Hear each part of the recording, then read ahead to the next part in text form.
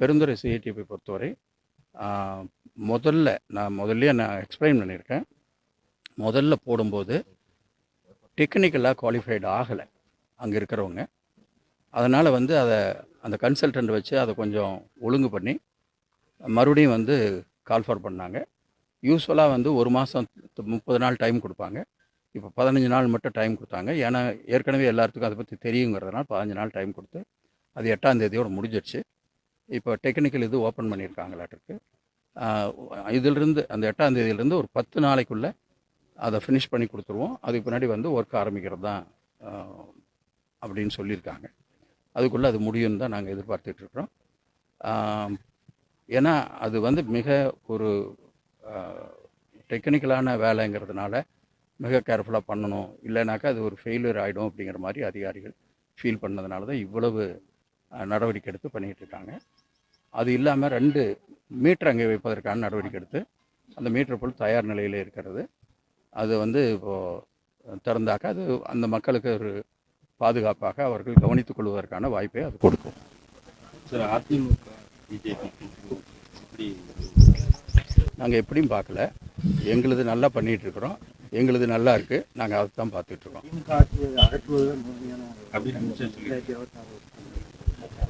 வேறு என்ன சொல்லுவாங்கன்னு எதிர்பார்க்குறீங்க? அவங்க அதைத்தான் சொல்லுவாங்க. அப்படி சொல்லுகிற பொழுது தான் மக்கள் எங்கள் பக்கம் முழுசாக நிற்பாங்கங்கிறது நான் எங்களுடைய எதிர்பார்ப்பு. எனவே அவங்க அப்படி சொல்லணுங்கிறது தான் எங்களுடைய. அப்போ தான் எங்கள் பக்கமும் வேகம் வருவதற்கும் பொதுமக்கள் யோசித்து பார்ப்பதற்கும் வாய்ப்பாக இருக்கும். சுப்ரீம் கோர்ட்டில் ஒரு ஜட்ஜ்மெண்ட் வந்தது. அதுக்கு பின்னாடி தான் மக்கள் அதை பற்றி யோசிச்சுருக்காங்க.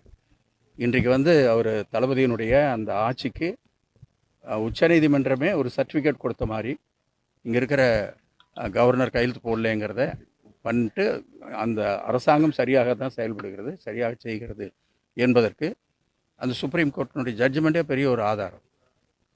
அப்படிப்பட்ட நிலையில தான் நம்ம போய்கொண்டிருக்கிறது. சார், அமைச்சரோட பேச்சு தொடர்ந்து தமிழகம் முழுவதும் பெண்களுக்கு பாதுகாக்கிற சூழ்நிலைங்க அமைச்சரோட பேச்சு கடுமை இல்லை. நீங்களே ஒன்று சொல்கிறீங்க, பெண்களுக்கு பாதுகாப்பு இல்லாத சூழ்நிலையில். அந்த சூழ்நிலை எங்கே இருக்குது நீங்கள் சொல்லுங்கள். எங்காவது ஒரு சம்பவம் நடக்கிறத வச்சுக்கிட்டு மொத்தமாக அப்படி எடுக்கிறது தப்பு. அதனால் நீங்கள் முதல்ல சொன்னீங்களா, அது இல்லை. பாதுகாப்பு தான் இருக்குது, பாதுகாப்பு இல்லாமல் இல்லை. 1. 2வது, அவர் பேசுனது தவறி அவர் பேசியிருக்கலாம்.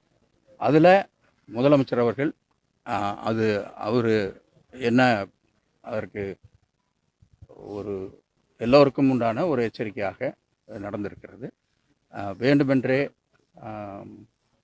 அதை பெரிய அளவில் கொண்டு போக வேண்டும் என்பது சரியில்லை என்று எனக்கு தோன்றுகிறது.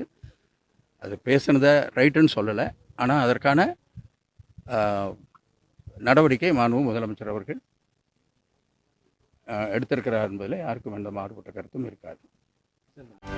செய்திகளை உடனுக்குடனும் துல்லியமாகவும் தெரிந்து கொள்ள சப்ஸ்கிரைப் பண்ணுங்க.